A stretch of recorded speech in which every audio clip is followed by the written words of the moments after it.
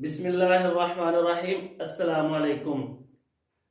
बहुत सारे स्टूडेंट्स ये सवाल करते हैं कि सर इम्तिहान के अंदर अच्छे मार्क्स कैसे ले सकते हैं या उसमें पोजीशन कैसे ले सकते हैं। ये ज़रूरी नहीं है कि आपने सिर्फ बोर्ड मैट्रिक के ही इम्तिहान देने हैं, इंटर है, उसके बाद ग्रेजुएशन है, आगे आपने जो भी तालीम हासिल करनी है उसके लिए आपको पेपर्स देने पड़ते हैं। तो आज एक तो हमने ये सीखना है कि इम्तिहान के अंदर अच्छे मार्क्स कैसे ले सकते हैं, और दूसरा हमने ये जानना है कि पेपर्स देने से पहले टेस्ट सेशन को ज्वाइन करना हमारे लिए कितना इम्पोर्टेंट है। हमारे स्टूडेंट्स वो रेगुलर टेस्ट देने से भी जान छुड़ाते हैं। वो कोशिश करते हैं कि जिस दिन टेस्ट हो टीचर्स ना आए, सर ना आए, टेस्ट ना हो, या वो खुद छुट्टी कर लेते हैं। लेकिन किसी भी काम की प्रैक्टिस ही आपको उसका माहिर बनाती है। तो आज हमने ये दो चीजें सीखनी है, इनके बारे में जानना है कि टेस्ट सेशन हमारे लिए कितना इम्पोर्टेंट है, और दूसरा हमने ये देखना है कि जो लायक बच्चे, ज़हीन बच्चे बोर्ड में अच्छे पेपर्स देते हैं, फिर अच्छा रिजल्ट आता है या पोजीशन होल्डर बनते हैं वो ऐसा क्या करते हैं जो हम नहीं करते। मुझे तकरीबन 16 से 18 साल हो गए बच्चों को पढ़ाते हुए। इस दौरान मेरा ताल्लुक ऐसे स्टूडेंट्स के साथ भी रहा जो बहुत ज्यादा लायक थे, ज़हीन थे, और उन स्टूडेंट्स के साथ भी मेरा वक्त गुजरा जो स्लो लर्नर थे, जो इतने ज्यादा ज़हीन नहीं थे। ऐसे तालिब इल्मों के साथ भी मेरा वक्त गुजरा जिनके पास बहुत सारे वसाइल थे, पैसा था, उन्होंने किसी अच्छे स्कूल कॉलेज में एडमिशन लिया, किसी अच्छी एकेडमीज में इल्म हासिल किया, उसके बावजूद भी वो नाकाम रहे और उन तालिब इल्मों के साथ भी मेरा वक्त गुजरा है जिनके पास वसाइल इतने ज्यादा नहीं थे, पैसे की कमी थे। उन्होंने किसी आम स्कूल में एडमिशन लिया, किसी छोटी सी एकेडमी में पढ़े, या किसी आम गली मोहल्ले के छोटे ट्यूशन सेंटर में पढ़ा, उसके बावजूद उन्होंने कामयाब होके दिखाया, उन्होंने अच्छे मार्क्स लिए। आखिर इन दोनों के दरमियान कोई वजह तो है जिसको हमने जानना है कि एक बंदे के पास हर तरह के वसाइल हैं, उसके बावजूद भी वो नाकाम है, और दूसरी तरफ एक बंदे के पास वसाइल की कमी है, उसके बावजूद वो कामयाब होके दिखाता है। उसके लिए कुछ पॉइंट्स हैं, कुछ टिप्स हैं, वो मैं आपके साथ शेयर करता हूं। आप उनको लिख लें, नोट कर लें। अगर आप नोट नहीं कर सकते तो फिर आप इस वीडियो को दोबारा देख लेना, और जिस हिस्से की, जिस पोर्शन की आपको समझ नहीं आई उसको भी दोबारा देख लेना, आपको समझ आ जाएगी।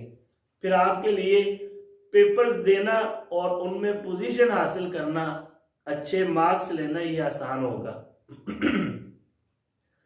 उनमें सबसे पहले नंबर पे जितने भी ज़हीन स्टूडेंट्स हैं, जितने भी लायक तालिब इल्म हैं, उन्होंने अपना कोई ना कोई गोल सेट किया होता है।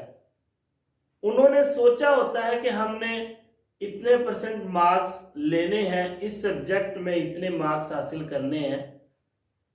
तो क्या आपने भी अभी तक कोई अपना गोल सेट किया है कि मैंने इतने परसेंट मार्क्स लेने हैं? अगर नहीं किया तो आप एक कॉपी पेन लें, ये छोटी सी एक्टिविटी आप इसको नोट कर लें।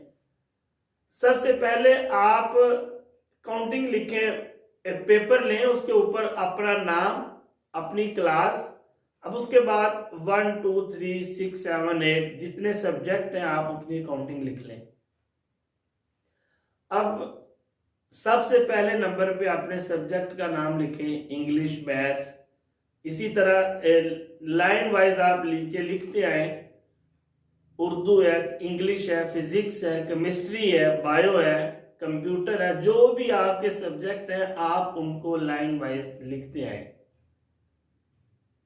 अब हर सब्जेक्ट के आगे आप अपनी मौजूदा सूरत हाल को लिखें कि इस वक्त इस सब्जेक्ट में आपकी कितने फीसद तैयारी है, आपका ये सब्जेक्ट कितने फीसद तैयार है। हर सब्जेक्ट के आगे आप ये लिखते हैं।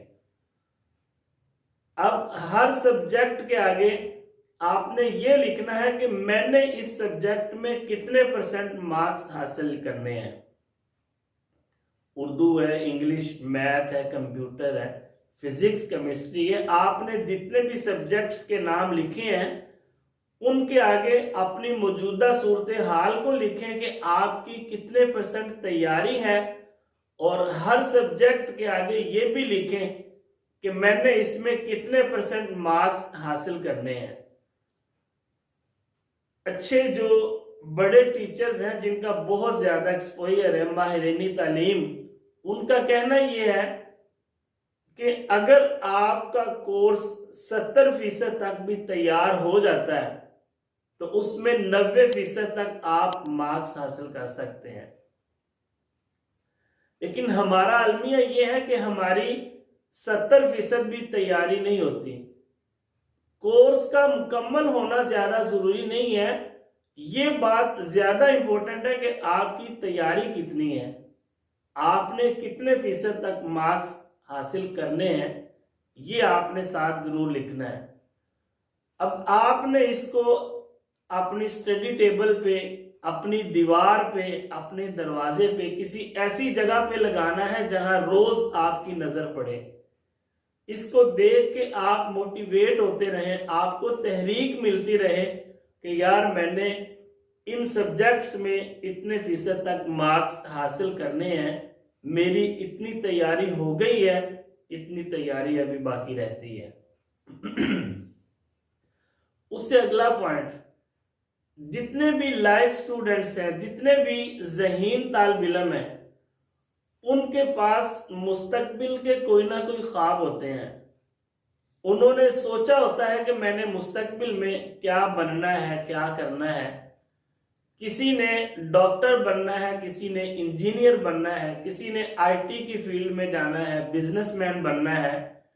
जो भी बनना है उन्होंने अपने मुस्तकबिल के बारे में लिखा होता है।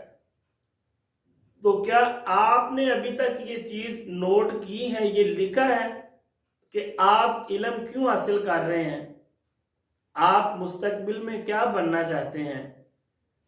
अगर आपने डॉक्टर बनना है, इंजीनियर बनना है, आपने कुछ भी बनना है, तो आप उसके बारे में लिखें, फिर उसके ऊपर आप मेहनत शुरू कर दें, काम शुरू कर दें।